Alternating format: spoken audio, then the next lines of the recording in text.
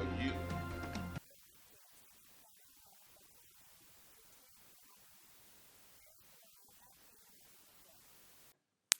Hi, I'm Miranda Andrade Ceja, and I'm at the Long Beach Psychology Student Association's 5th Annual Haunted House.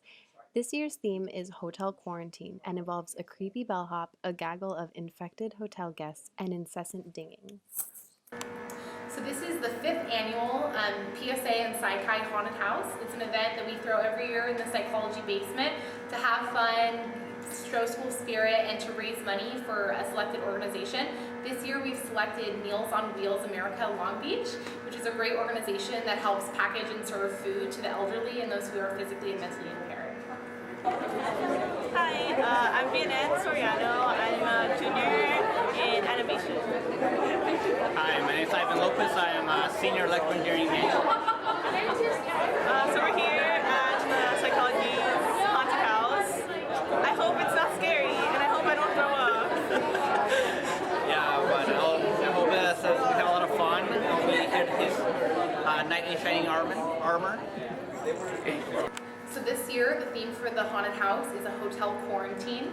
It takes place in the 1930s Hollywood era, and a famous Hollywood hotel has been infected by a deadly virus, and it's taking over the minds and the bodies of the guests and the workers in the hotel. So if you enter, be careful because you may not escape alive. For 49er News, this is Miranda Andrade Ceja.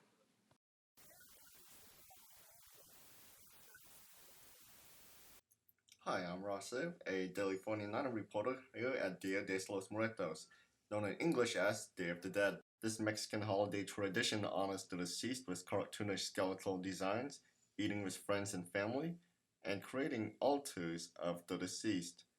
The event also includes live shows and activities. When I was little, I didn't know what it meant, but now as I'm older and I'm more college educated, now I know what everything means and how sacred this whole celebration is to my heritage and to myself and my family.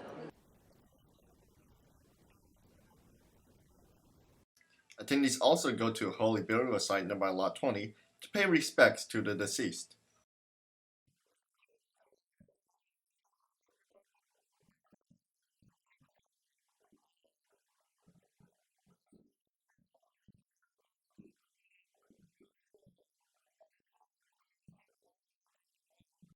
The tribal tradition includes placing marigold flowers and sprinkling tobacco. Each of the red ribbons on the trees represent each deceased person. This is Ross Siv, Daily 49er News.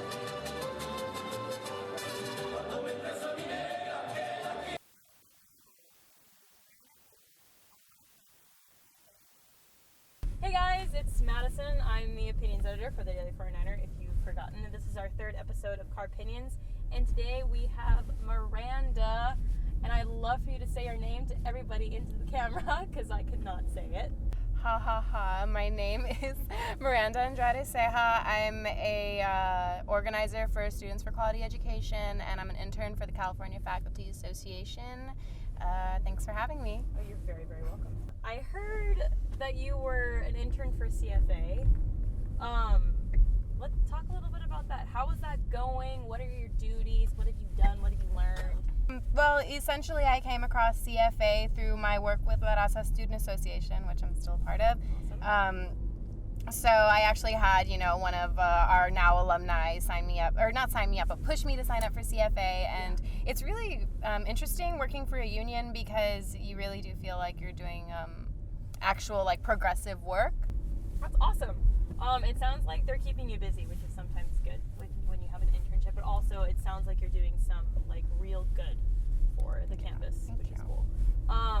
So there's a strike, not happening, but a vote about the strike. Mm-hmm. Yes, there is. Can you put us behind the scenes? What's going on? The strike authorization vote is basically if at the November 17th Board of Trustees meeting, which is where they'll vote on whether or not to give faculty the 5% raise, if they vote against giving them the raise, then faculty, if the authorization is passed, then they will strike next semester. What is this doing for you personally? Oh, that's a really good question. So it really makes me mad. You kind of you kind of hear about the faculty living wage conditions, and then you kind of see like we're actually the first generation of students where, like, in the CSU system, we have more administrators than we do faculty, and these administrators make a hell of a lot more than faculty makes.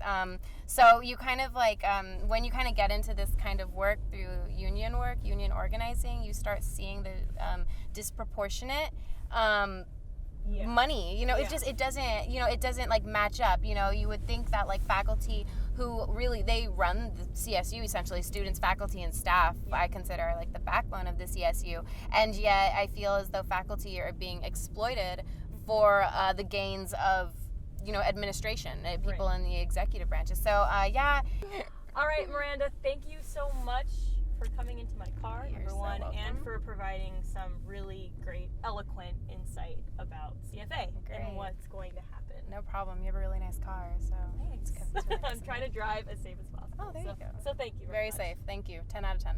Sweet. Awesome.